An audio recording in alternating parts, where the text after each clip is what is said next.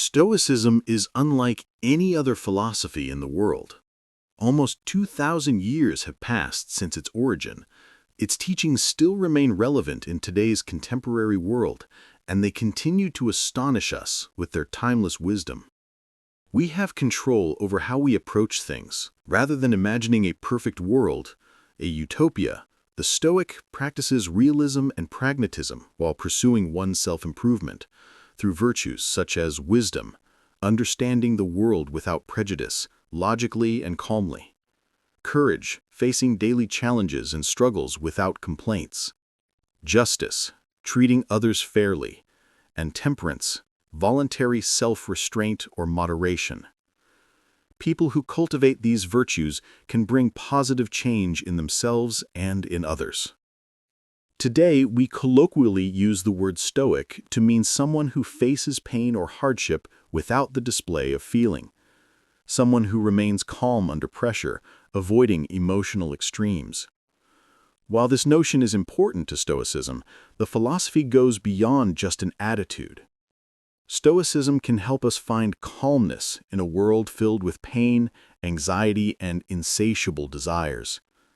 To Stoics, we live in a reality that does not care about our personal opinions. We cannot ask it to remove the pain and suffering. But this does not mean we are helpless. There are two domains of life: the external, the things that happen in our lives which we cannot control, and the internal, how our mind reacts and interprets the external reality, which we can control. Focusing on the things we cannot control will make us endlessly unsatisfied. We must then focus solely on what we can control. Our sense of joy comes from the pursuit of the meaningful things in our lives, not superficial things.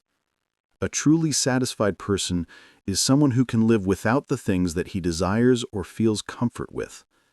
No wealth, material abundancy, fame, or power has any value if the person who possesses them has not yet learned to live properly without them. It is, after all, temporary.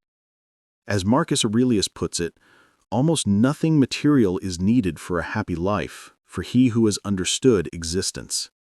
Temporarily refraining ourselves from the things that we depend on can prove how truly strong you are without the things that you think that you need.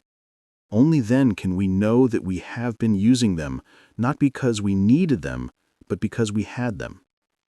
We must realize that nothing is good or bad inherently, but only our judgments and interpretations of things can be good or bad. We should strive in an acceptance and indifference towards everything that happens, and focus our attention on controlling our reactions to the things that happen.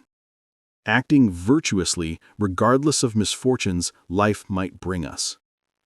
With this, we can begin to get rid of the chaos of the world and find some form of happiness and presence within ourselves. Life is not a sprint. We are usually unsatisfied with what our life is, and we compare ourselves to other more successful people. We're constantly looking to the future potential of what our lives could be. The reality is that we always live in the present, and we should not compare ourselves to others, but rather focus on improving ourselves both physically and mentally. It is hard since we are surrounded by a culture that convinces us that the more stuff we have and the more popular we are, the happier we will be. It is true that material stuff brings us happiness, but it is a trap. It gives us short-term pleasure and a desire for more. The stuff we frequently chase in life revealed to be rather petty and insignificant in the grand scheme of things.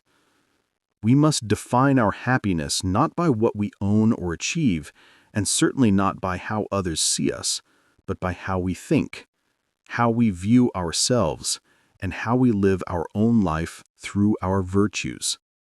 And this can be attained by accepting reality as it is, being indifferent to what we cannot control, and pursuing our own self-improvement. To Stoics, this is how we remain happy and satisfied with ourselves. Finding this tool useful, bookmark us for easy and fast access.